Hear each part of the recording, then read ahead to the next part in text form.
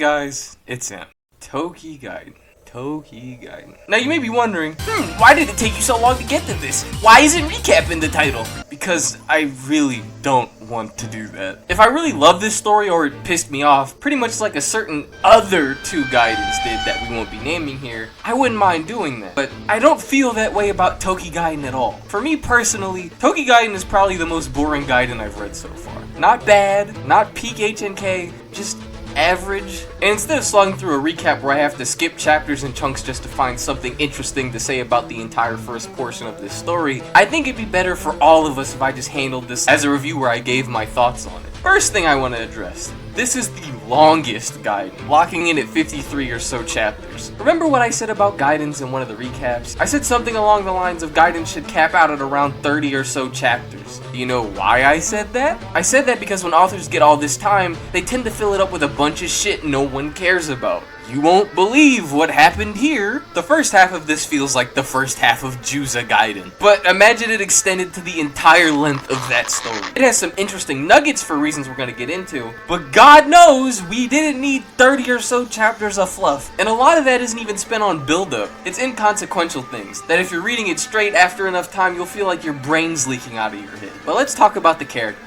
The main characters in Toki Gaiden from the base story match their characterizations pretty much to a T. Amoeba, Jaggy, Juza, Rao, and everyone else who shows up don't do a single thing out of character. But you see, Toki doesn't either. Now, what was one of my main complaints about Toki as a character? I'll give you a second to remember.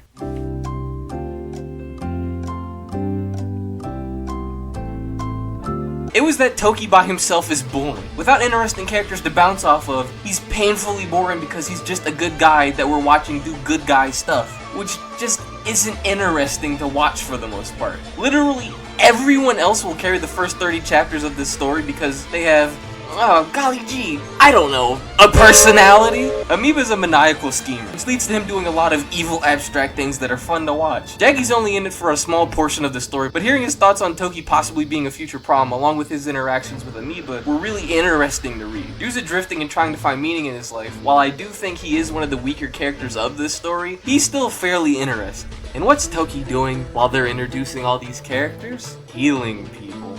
Riveting storytelling.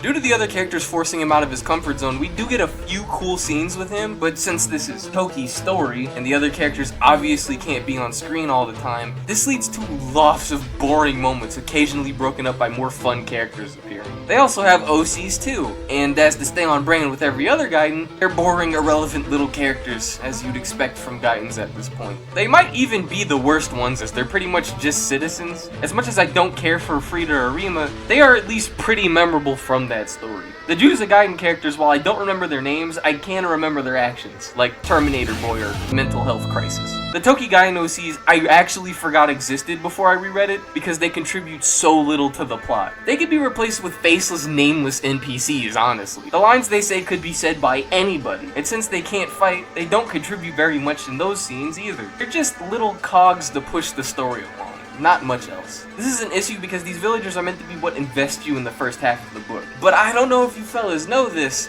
This is a prequel story. We already know how the events are gonna end, and let me tell you, it's not gonna be in Bubblegum Land. So it would take some character depth and personality to make you care about these people. And as I just explained to you, they don't have any of that. I'm not rooting for them to die or anything, but it's more of a, damn, that's crazy, instead of a, no, not Ramos! Oh, you writers, how could you do such a thing? The pacing isn't good if you couldn't get that from my first points. It's a painful slog for a majority of the story, with little things activating a neuron or two to keep you going. We all know how Toki ends up in the main story, captured by Rao and sent to Cassandra. It's usually nice to see what led to those events being here, but it takes so long to tie back into that, to the point where I repeatedly yawned and lost focus on the protect the village arc. After that is where the story definitely becomes interesting as a whole, but I do have one singular issue how they try to tie back into the main story, to be honest. I'm gonna go into spoilers for a moment, so skip to the time above if you care about that. Now, Amoeba gets informed how to disguise as Toki from Jaggy, so he imitates his gash and learns how to change his face to look like him. This is all while Toki's distracted dealing with Rao's forces and being captured. This gives Amoeba a chance to slink in and take his place. The problem is, Amoeba acts nothing like Toki at all, and I'm assuming he doesn't sound like him either. Also, kid, we're all just gonna ignore the raccoon eyes, okay? I understand he has the scar, but they bought this being Toki way too easily. Alongside doing all of his bidding. The kid OC doesn't buy that this is Toki, and Amoeba says, he must have gone into shock, I have to treat him. Then he orders his lemmings, the villagers, to grab him. And for some reason they treat it like it's a pressing issue, and the whole town then goes after this child. I don't know, I just don't believe they blindly follow him like this. Amoeba then says he'll use the clinic to make the people of the town into his guinea pigs, which means they should have caught on pretty quickly that he's Amoeba when someone probably walked out of the clinic with an eye hanging out of their ass and with a limp, but you know, I guess we're not going to talk about that because the story definitely didn't. These people respected and listened to Toki because he was treating them and protecting them like a savior. So in what earth did these idiots not catch on that he's fucking different? So much to the point in HNK 1, if you remember, Amoeba literally murders people in front of them and kidnaps people. It just doesn't make any sense at all to me. They don't focus on these fellas for the rest of the story, so you just have to assume they stay stupid like I said until Ken shows up, which is a little bit of bad writing if you ask me. There's also the thing of him sparing Zed while killing off a lot of members of the gang, since, you know, named character prequel syndrome strikes back in this story like it did in Gaiden, which indirectly means that you can blame Toki for this village being raided at the start of HNK 1. Now anyway, let me remind you something. Like I was saying earlier, other than all my nitpicks, when they start tying back into the main story at chapter 30 out of 50, it's not that bad. You come to find out Ryuga's the one that convinced Toki to stay in prison for Kenshiro, relating back to his whole who should lead the wasteland role. We also get this interesting character dynamic with Raoh, which and I'm pretty sure many others agree, that's when his character was at his most interesting in the base story.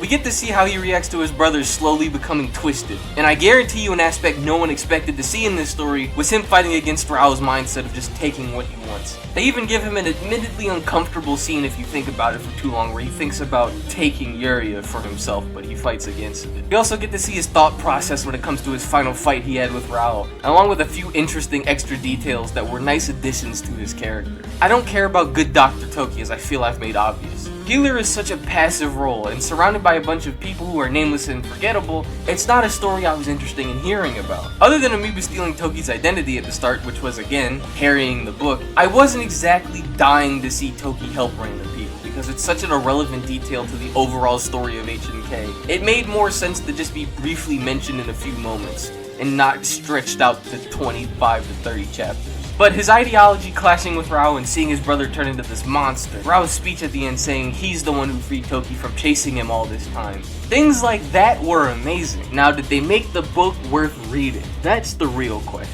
For me, yeah, kinda a little bit. I think this one's a fine read if you split it up into multiple days. The start's brain numbing, and if you read it straight with no breaks, it feels like brain rot broken up by far better characters here.